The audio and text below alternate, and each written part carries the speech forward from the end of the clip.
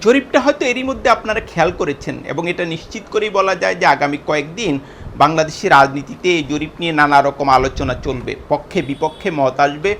BRAC institute of governance and development নির্বাচন নিয়ে জরিপটি পরিচালনা করেছে এবং এটা আসলে তাদের দ্বিতীয় জরিপ।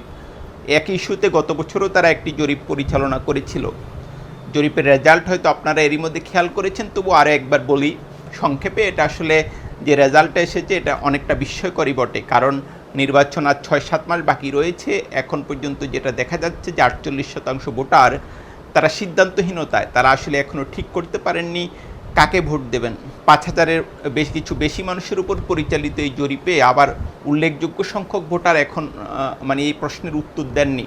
তো এই দুটো ইস্যু মিলিয়ে আসলে জরিপটার বিশ্বাসযোগ্যতা থেকেও বড় কথা হচ্ছে গ্রহণযোগ্যতা নিয়ে শুরুতে একটা প্রশ্ন রয়ে যাবে। কিন্তু যারা উত্তর দিয়েছেন তাদের যে জবাব, সেটার ভিত্তিতে যেটা বলা যায় যে এখন নির্বাচন হলে 12% ভোটার বিএনপিকে ভোট দেবেন বলে ঠিক করেছেন, 10% ভোটার জামাতকে ভোট দেবেন এবং প্রায় 3% ভোটার এনসিপিকে ভোট দেবেন। এবং নিষিদ্ধ ঘোষিত রাজনৈতিক দল, নিষিদ্ধ বলতে তাদের কার্যক্রম নিষিদ্ধ, আওয়ামী লীগ 7%-এর কিছু বেশি ভোট পাবে যদি তাদের ভোটে অংশ নেওয়ার সুযোগ দেওয়া হয়। এখন সবচেয়ে $1 বিলিয়ন যেটা প্রশ্ন, যে বিএনপি জামাতের ভোটের ব্যবধান আসলে এত কম কিনা, এটা পরিষ্কার আমি ধারণা করতে পারি। হাজার হাজার মানুষের মধ্যে এই প্রশ্ন উঠেছে জরিপটা দেখার পরে।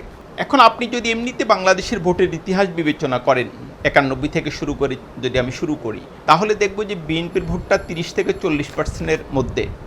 অন্যদিকে জামাতের ভোট আপনি অ্যাবাভ 10% বা অ্যাবাউট 10% ধরতে পারেন। সেই হিসেবে বিএনপি এবং জামাতের যে ভোটের ব্যবধান এই জরিপে এসেছে সেটা আসলে ওই হিসাবের সাথে মেলে না। আর এমনিতে আপনি যদি মাঠের কথা বলেন, তাহলে মাঠ প্রশাসন অনেকটাই বিএনপির নিয়ন্ত্রণে। আবার যদি নির্বাচনী প্রচারণার কথা বলেন, সেখানে জামাতে গিয়ে, কারণ জামাতেরই মধ্যে প্রায় 300 আসনই তাদের প্রার্থী ঠিক করেছে এবং তারা নিরন্তর নির্বাচনী প্রচারণা চালাচ্ছেন। একটা বিষয় উল্লেখ করা প্রয়োজন যে গত 1.5 বা 2 দশকে বাংলাদেশে বিশ্বাসযোগ্য কোনো নির্বাচন হয়নি। সুতরাং ভোটারদের মনে, যে তরুণ ভোটার যাদের পার্সেন্টেজও অনেক, ভোটারদের মনে কি কাজ করছে সেটা আসলে এখন উত্তর দেওয়া খুবই কঠিন। সুতরাং এটা খুবই উল্লেখযোগ্য প্রশ্ন বা ভাইটাল প্রশ্ন যে বিএনপি জামাতের ভোটের ব্যবধানটা আসলে কত। এরপর যেটা আমি আগেই উল্লেখ করেছি, যেহেতু 48% ভোটার এখনও সিদ্ধান্ত নেননি তারা কাকে ভোট দিবেন, এবং এই সিদ্ধান্তহীন ভোটাররাই আসলে ঠিক করবেন আগামী নির্বাচনে কারা জয়ী হচ্ছেন। আরেকটা খুবই গুরুত্বপূর্ণ অংশ হচ্ছে যে 7% যে আওয়ামী লীগের ভোট, এই ভোট আসলে কোথায় যাবে, এটা কিন্তু খুবই বড় প্রশ্ন। একটা হচ্ছে তারা ভোট দিতে যাবেন কি না, সেটা একটা প্রশ্ন। আরেকটা প্রশ্ন হচ্ছে এই ভোটগুলি কোন দিকে যাবে, নাকি এক এক আসনে এই ভোটগুলি এক এক দিকে যেতে পারে।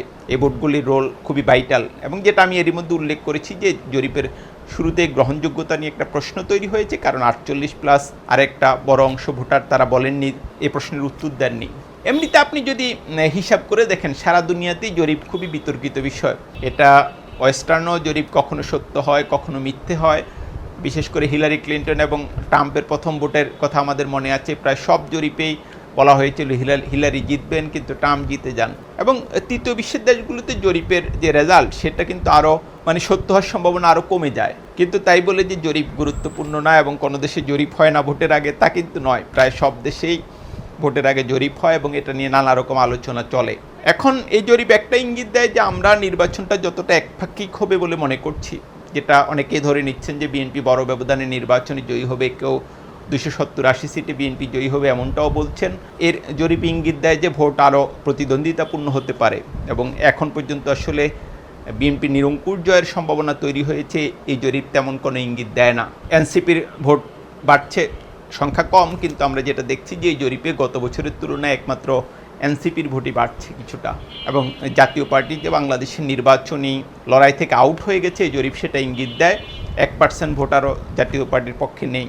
সব মিলিয়ে যেটা আমি বললাম যে জরিপ কখনো মিথ্যে হয়, কখনো সত্য হয়, কিন্তু জরিপ নিয়ে রাজনীতিতে নির্বাচনে আলোচনার কোনো শেষ নেই। এবং আমি নিশ্চিতভাবেই বলতে পারি বাংলাদেশের রাজনৈতিক দলগুলো এই জরিপটা গুরুত্বপূর্ণ হিসেবেই নিয়েছে, মুখে তারা যে যাই বলুক, এবং সম্ভবত এই জরিপের ভিত্তিতে তারা অনেক কাজ করবে। $1 বিলিয়ন প্রশ্ন যেটা আমি এরই মধ্যে করেছি যে বিএনপি জামাতের ভোটের ব্যবধান কি এত কম কিনা, এটা আসলে সরাসরি আনসার দেওয়া খুবই কঠিন। কিন্তু আগের যে নজির, ইতিহাস যেটা বলে যে বিএনপি জামাতের ভোটের ব্যবধান অনেক।